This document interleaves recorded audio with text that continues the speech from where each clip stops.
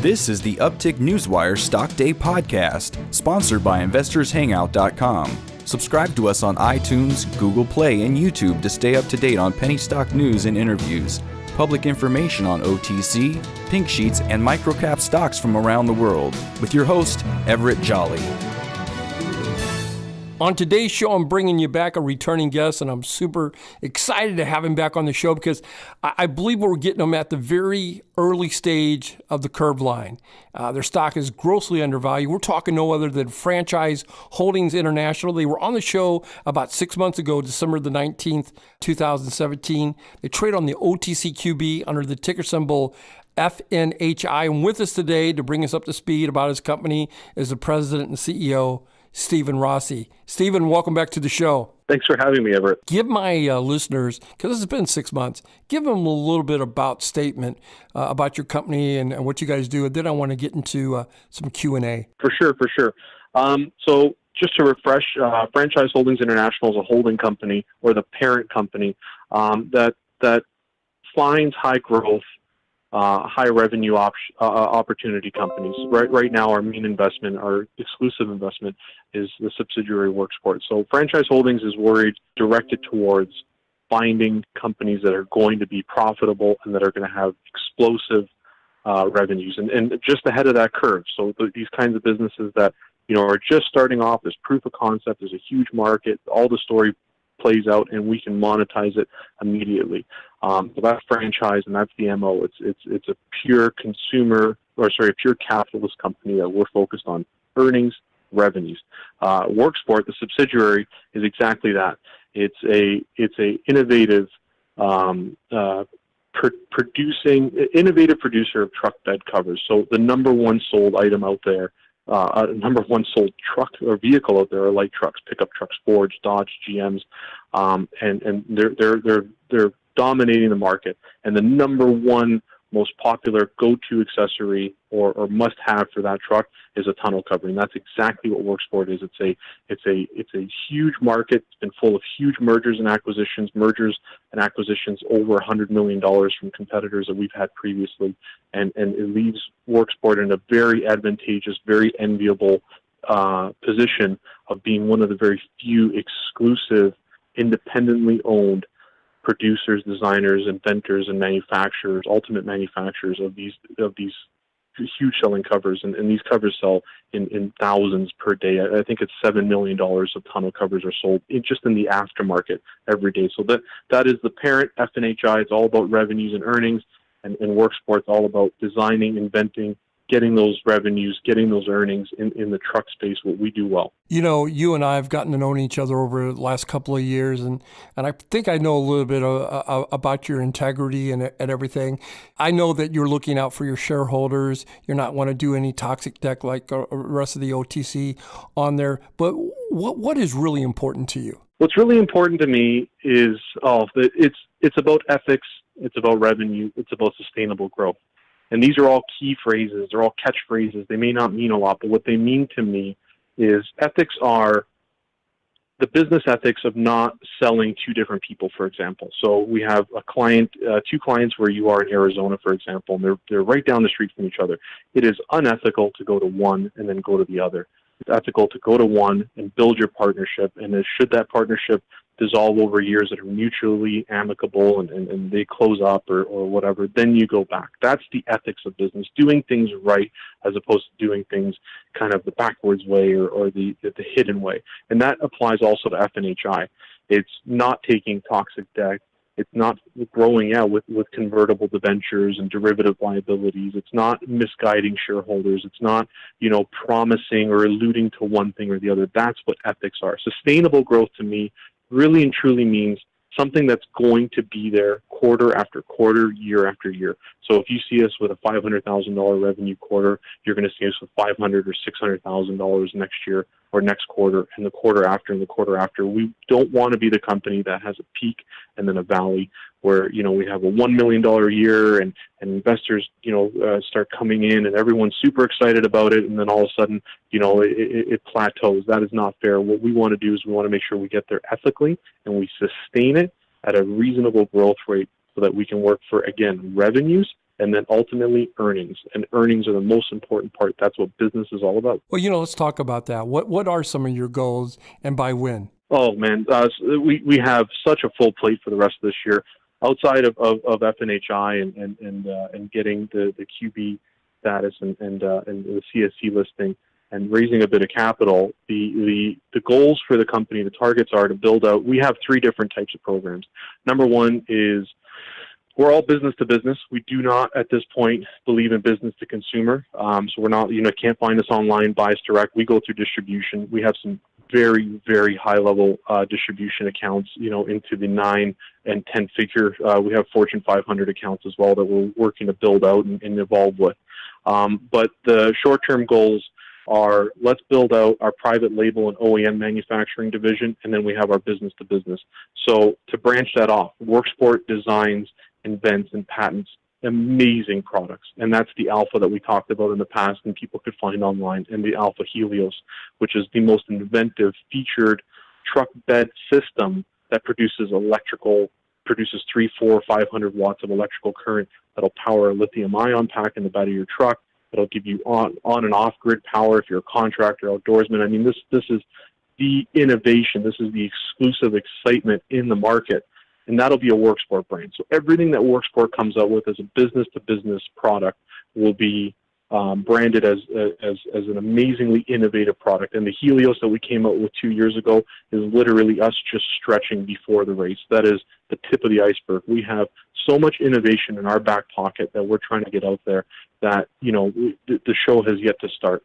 Then there's the private label and OEM manufacturing. We have been in discussions many times, and things are evolving on this front, so stay tuned, but many times with other businesses, 9-figure and 10-figure businesses, brands in our workspace that have a marketplace. They have huge revenues and they have a huge thirst for their brand and their products, but they lack in the innovation department, or they lack in the time maybe to innovate, or the ability.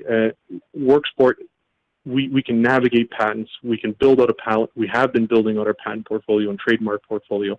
So we're going to be building out this private label and OEM manufacturing where we're going to be entrusted with other very large brands to manufacture their products for them. So, a 9-figure, 10-figure, company comes to us and says, we need a tonneau cover. We have a marketplace. You guys have the patents and the configuration and the know-how, so you make them for us. So we participate in the front end and the back end. The back end is huge revenue opportunities, and things are really evolving rapidly on that front. When you're making for other brands, guys that already have their market share, they have distribution, they have sales, they have clients in a 30, 40, 50, 60, or 100-year history or tapestry of business, and then you're building a brand, building your empire as a consumer brand, and that's with Worksport Direct, which will be your Alphas and your Helios. So these are the short-term goals are to raise some capital. We've promised our shareholders the $5 million revenue mark, and we're going to get there as quickly as we possibly can. And we're profitable, at $1.5 million or $2 million in revenue. And after that, it's all about revenue and earnings, and that's it. What's the chatter going on with your company about dual listing? Oh man, we've been working on that. The CSE is one of the most prestigious exchanges we've had the pleasure of working with, and I mean, these guys are astute. They're dynamic. It's been an amazing experience. We've been trying to catch up on our filings, and we will be caught up very soon. And once we are caught up, we'll be fully listed on the CSE. The CSE's upper management verbatim says, we know you, we know who you are. We're just eager and excited to get you on board. So we've had 2 rounds of comments. We're working on the response to the second round of comments, which might be the last round, or there might be another round of comments on our prospectus. Once the CSC, the OSC is satisfied and has no further questions, it's immediately we are immediately accepted into the CSC. And we have everything. We have gunpowder behind us on that. We have, the commitment to capital from gunpowder relating to that as well. I mean, it's all green lights. It's just a matter of getting one last batch of financials, which is Q1 financials. Once that's done, it's send in the comments, the responses to their comments, and we're hoping for green light. And if so, we're hoping Q3. listing on the CSE, which is something that's tremendous. It's a huge milestone for our company. You've been listening to Stephen Rossi. He is the CEO and president of FNHI Holdings International, Inc., which they trade on the OTCQB under the ticker symbol FNHI. The reason why I really like this company, I asked him to come back on the show, and Stevie, correct me if I'm wrong, you guys got close to nearly 10 patents. Your market cap's only about 1.5 million. I mean, the patents got to be worth more than that, and you're only doing, I think, 3.5 times your revenues. Yeah, I believe that right now the value for shareholders is that we are undervalued. And we're going to be working on building and bringing the best shareholder value out there. We have on and offline exposure planned. We're working on our media assets, our web assets, our social medias. I mean, we're trying to get everything going, and Q3 we'll really start to build that out, and things will evolve fast for us. But we are very, very undervalued in our opinion. There'll be differing opinions on that, but we've built out an evolving patent portfolio of lots of patent applications in with the U.S. and Canadian Patent Office, trademark applications, and just on those assets alone, with revenues hovering between $500,000 to $1 million, we believe that there's huge opportunities, and we've had an overwhelming demand for product where the revenues realized are almost outweighed by the pending sales, so to speak. Is if we sold $1, we have $1 worth of product that's waiting to be shipped. We just need the capital to be able to keep up with the demand. It's insane. Just so you know, Everett, adequate inventory levels in our market is about 2,000 pieces per line. We have 5 lines. So, that's about 10,000 units in stock, assuming that each item costs, for example, which we don't know, I can't give the exact cost at this time, but assuming that each item costs $100, that's $1 million in inventory. So for us to get, asked or look for a capital raise of $1 million, will get us our adequate inventory levels. But with that adequate inventory levels, we forecasted $50 to $100 million in revenues at a profit level at $2 million US. So just basic napkin math, everyone can understand that.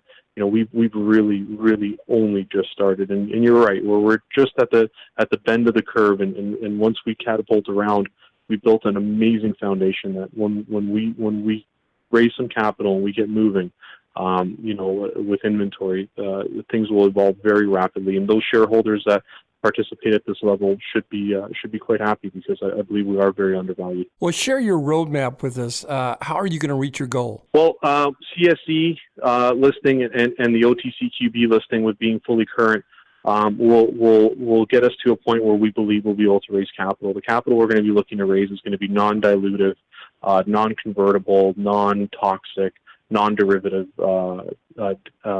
capital. So we're going to be looking for accredited investors that will invest directly with the company in exchange for stock and warrants.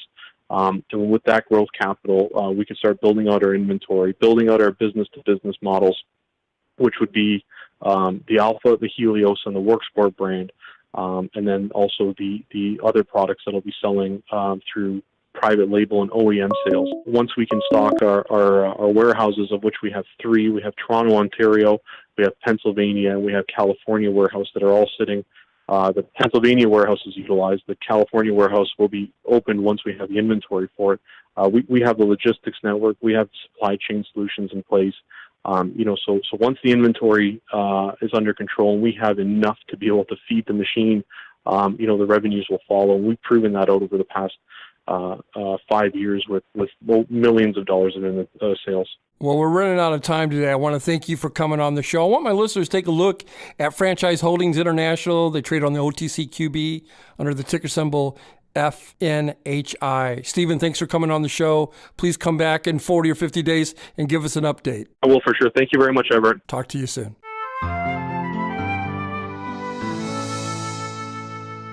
This program is entirely sponsored and produced by Uptick Newswire, LLC, which is responsible for the content. The opinions and information provided on this program are those of the guests and those of the respective companies they represent, and do not necessarily reflect those of the staff or management of Uptick Newswire. Uptick Newswire encourages all listeners of this program to do their due diligence and research when determining investment strategies that will work for them, or to seek the assistance of an investment professional. The guests of this program may have paid for its distribution and are not directly affiliated with Uptick Newswire or this station.